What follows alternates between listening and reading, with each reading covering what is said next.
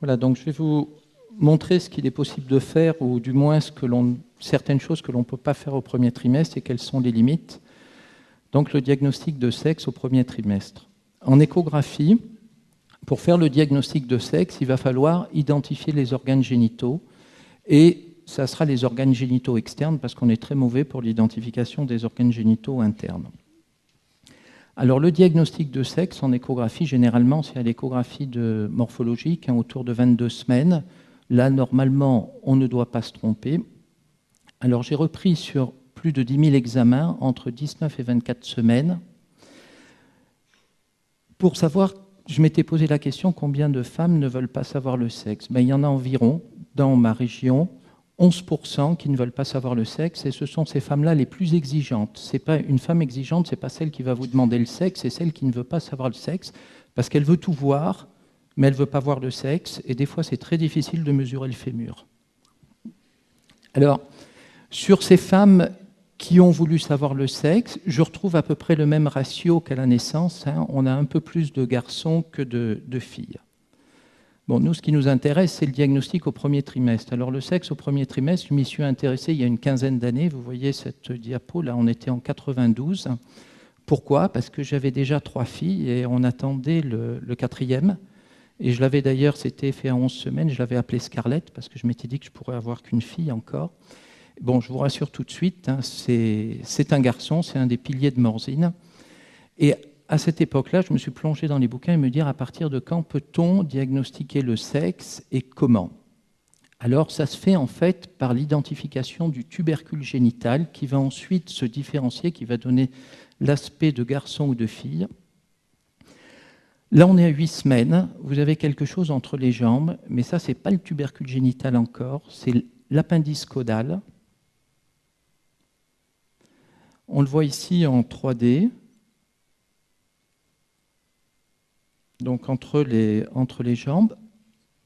Alors à partir de 9 semaines, le tubercule génital existe, on peut le voir. Cette image a été extraite d'un livre d'Alexander Tiaras. Donc vous voyez le tubercule génital et un peu en arrière, on voit encore un peu d'appendice caudal. Alors nous, qu'est-ce qu'on va voir en échographie ? Voilà ce qu'on peut voir en échographie. Ça, c'est une écho faite à 9 semaines d'aménorrhée. Ne croyez pas que je suis capable de diagnostiquer un sexe masculin là-dessus, c'est uniquement le cordon ombilical. En fait, voilà à quoi ça ressemble. Vous avez en haut sur l'image 2D la position typique des membres avec les deux pieds qui se regardent, et au milieu, vous avez le tubercule génital. En 3D, on ne voit pas grand-chose parce qu'on est gêné par les membres.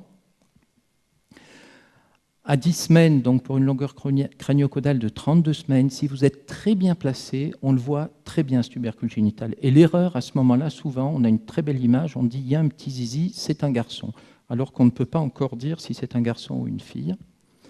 Aspect à 11 semaines d'aménorrhée, donc pour des longueurs crânio-caudales autour de 42 mm.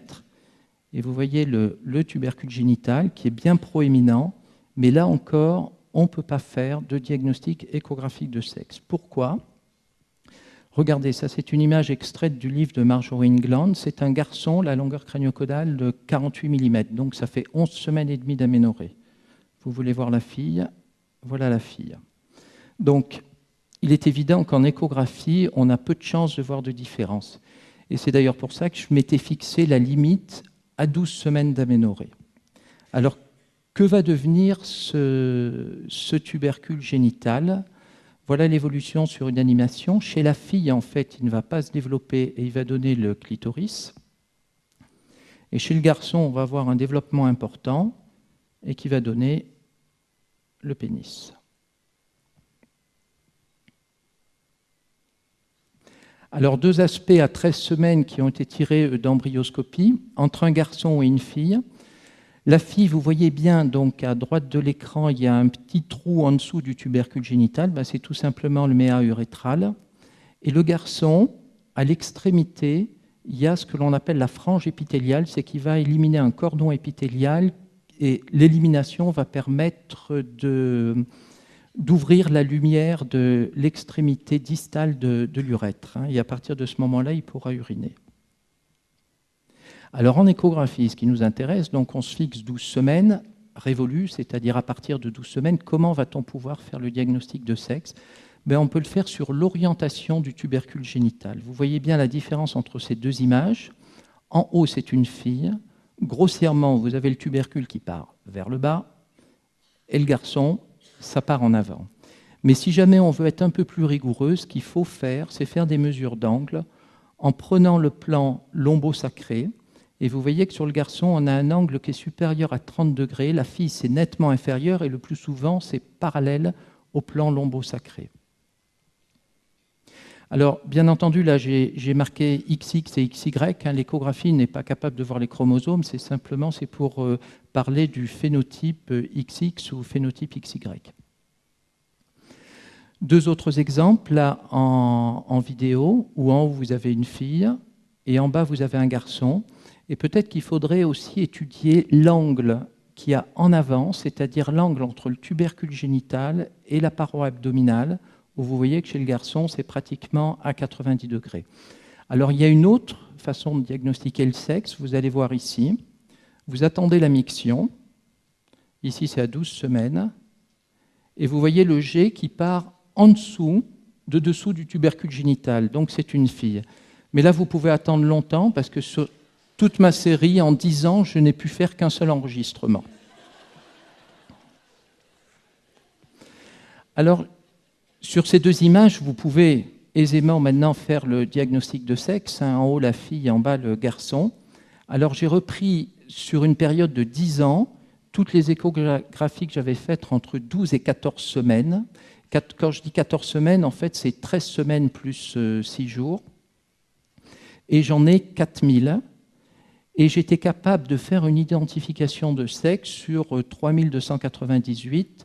Et ça fait un taux de réussite de 80% pour identification du sexe. Attention, que mon but, ce n'était pas de rechercher le sexe, c'était de faire mon examen de 12 semaines. Et si lors de cet examen, il se présentait bien, je notais le sexe. J'ai 18 erreurs, soit 0,55%. Et dans les cas où j'ai dit que c'était un garçon, j'ai 3 erreurs où en fait c'était des filles. Mais j'ai beaucoup plus d'erreurs quand j'ai dit que c'était une fille. Là, il y a 15 erreurs où en fait c'était des garçons. Alors j'ai repris le dernier article sorti sur le même sujet qui a été sorti l'an dernier en février. Ils se sont intéressés à exactement la même période entre 12 et 14 semaines. Ils en ont 656. Ils ont été capables de faire une identification dans 613 cas, mais ils n'ont gardé en fait que 555 cas pour leur étude, parce qu'en fait, eux, ils ont contrôlé le sexe à la naissance. Moi, dans mon étude, le contrôle était fait à l'échographie de 22 semaines. Et ils avaient un taux de dépistage de 93%, donc nettement plus élevé que le mien, mais tout simplement parce que l'étude était faite pour rechercher le sexe. Ils ont 8 erreurs, et là aussi, ils ont plus d'erreurs quand ils ont fait un diagnostic ils ont dit que c'était des filles, et en fait, dans 7 cas, c'était des garçons. Et là, je vous remets donc à côté ma série et leur série. Et donc, on arrive un peu à la même conclusion qu'on peut se tromper quand on dit que c'est une fille. Alors là, maintenant que vous savez comment on fait le diagnostic de sexe, vous voyez cette image-là, on est à 12 semaines plus 5 jours, pratiquement 13. À votre avis, qu'est-ce que c'est ? C'est une fille, très bien, c'est ce que j'ai dit, manque de bol, c'est un garçon. Alors, je garde toutes les images, donc quand je fais une erreur sur le diagnostic de sexe, je suis capable de revenir après. Et là, on me redonnerait cette image-là, je dirais encore fille. Mais je pense que suivant les fœtus, il y en a qui ont peut-être un retard de la maturation du tubercule génital, c'est pour ça qu'on fait plus d'erreurs dans ce sens-là quand on dit que c'est une fille qu'un garçon. Là, c'est un autre cas aussi où j'avais dit que c'était une fille et c'était un garçon. Et enfin, celui-là, j'avais dit que c'était un garçon et c'est une fille. Et en fait, tout simplement parce que l'image est trop belle et elle est tellement belle qu'on ne fait plus du tout attention au plan. Et j'ai dû raisonner en fait par rapport au plan horizontal. J'ai l'impression que le tubercule part en avant. Mais si vous regardez bien le plan lombosacré, en fait, on est parallèle et c'était une fille. Alors en conclusion, ce qu'il faut retenir, d'abord ce qu'il faut retenir absolument, c'est qu'avant 12 semaines, en échographie, on ne peut pas être fiable. Il y a quelques études qui sont sorties avant 11 semaines, mais ils ont un taux de réussite qui est autour de 60%, donc ce qui est inutilisable. Donc on ne peut le faire qu'à partir de 12 semaines. Il faut être entraîné. Si on a un aspect de garçon, on a très peu d'erreurs, et si on a un aspect de fille, on peut avoir entre moins 1% et 3% d'erreurs. Alors, je vais vous rapporter un cas. Il y a quelque temps, c'est une femme qui est venue à l'échographie de 12 semaines et en cours d'examen, elle m'a demandé « Est-ce que vous pouvez me confirmer le sexe ?» Je lui ai dit « Comment ça, vous confirmez le sexe? Vous le savez déjà ?» Et elle a fait ce dont on a parlé tout à l'heure dans l'exposé précédent. Elle est allée sur un de ces sites. Elle est allée sur celui-là. Je lui ai demandé l'adresse. Alors, j'y suis allé. Vous voyez, vous pouvez commander le kit. Et là, on a un kit de ponction qui est de 25 $, plus 250 $ de frais de laboratoire. Ce qui est un peu moins cher que le précédent, parce que ça fait 210 €. Le précédent, il était à 270 €. J'ai fait les calculs. Et si vous allez à la page principale du site, vous voulez savoir comment ça se passe.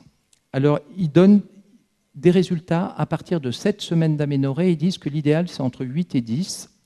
Alors, ils vous donnent toute la technique, comment déballer le kit, repérer les doigts, tout nettoyer, déballer le kit, comment se piquer au niveau du doigt, et ensuite poser les petites gouttes, et l'envoyer ensuite dans l'enveloppe de Federal Express qui est jointe, et il faut qu'ils le reçoivent dans les 10 jours, et ensuite ils ne vous l'envoient même pas, vous avez un code, vous allez sur Internet et vous avez le diagnostic de sexe. Voilà, je vous remercie de votre attention pour cette séance de diagnostic de sexe à la neige.